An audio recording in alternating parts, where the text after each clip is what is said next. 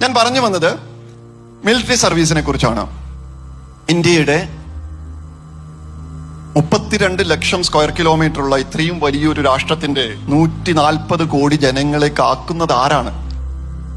നമ്മുടെ മിലിറ്ററിയാണ്. ഞാനിത് പറയാനുള്ള കാരണം 2013 IAS ട്രെയിനിങ്ങിന്റെ ഭാഗമായിട്ട് അരുണാചൽ പ്രദേശിലെ ട്യൂറ്റിംഗ് എന്ന് പറയുന്ന പ്രദേശത്ത് 10 ദിവസം ആർമി അറ്റാച്ച്മെന്റിന് ഭാരത് ദർശന്റെ ഭാഗമായിട്ട് പോകാനിടയുണ്ടായി.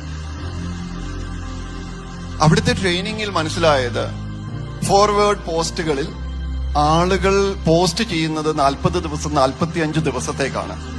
10, 12, 15 ദിവസം കാൽനടയായിട്ട് മാത്രം എത്താവുന്ന ഫോർവേഡ് പോസ്റ്റുകളിൽ നടന്നുപോയി അവിടെ 10, 15 ദിവസം സെർവ് ചെയ്ത് വീണ്ടും തിരിച്ച് 10, 15 ദിവസം നടന്ന് ഈ സ്റ്റേഷനിലേക്ക് വരുന്ന ഓരോ ഗ്രൂപ്പ് ഓഫ് യങ് ആർമി ഓഫീസേഴ്സും അതിന്റെ അസിസ്റ്റൻസും. ഈ യാത്രയുടെ പ്രത്യേകത, ഇവർക്ക് ആവശ്യമുള്ള മുഴുവൻ വസ്ത്രവും ഭക്ഷണവും എക്യുപ്മെന്റ്സും എല്ലാം, ടെന്റിനുള്ള എക്യുപ്മെന്റ്സ് അടക്കം ഇവർ ചുമടായി കൊണ്ടുപോവുകയാണ്. തിരിച്ചു വരുമ്പോ ഏറ്റവും കുറഞ്ഞത് 15 മുതൽ 20 കിലോഗ്രാം വരെ ഓരോ ആർമി പേഴ്സന്റെയും വെയിറ്റ് ലോസ് ഉണ്ടാകുമെന്നുള്ളതാണ് അവർ പറയുന്ന കണക്ക്. നമുക്കറിയാം, നമ്മളെല്ലാവരും വെയിറ്റ് ലോസിന് വേണ്ടിയിട്ട് കാശ് കൊടുക്കുന്ന ആളുകളാണ്.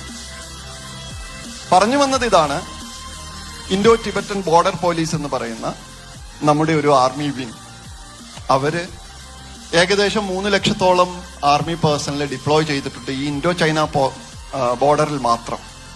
ഇന്ത്യ പാകിസ്ഥാൻ ബോർഡറിൽ അനദർ 4 lakh, ഇന്ത്യ ബംഗ്ലാദേശ് ബോർഡറിൽ, അങ്ങനെ ഡിപ്ലോയ് ചെയ്യപ്പെട്ട ലക്ഷക്കണക്കിന് ആർമി മെൻ ഉറക്കമുണർന്ന് എഴുന്നേറ്റ് കാവലിരുന്നത് കൊണ്ടാണ് നമ്മളെല്ലാവരും ഇന്നിവിടെ സന്തോഷത്തോടെ സുരക്ഷിതരായിട്ടിരിക്കുന്നത്.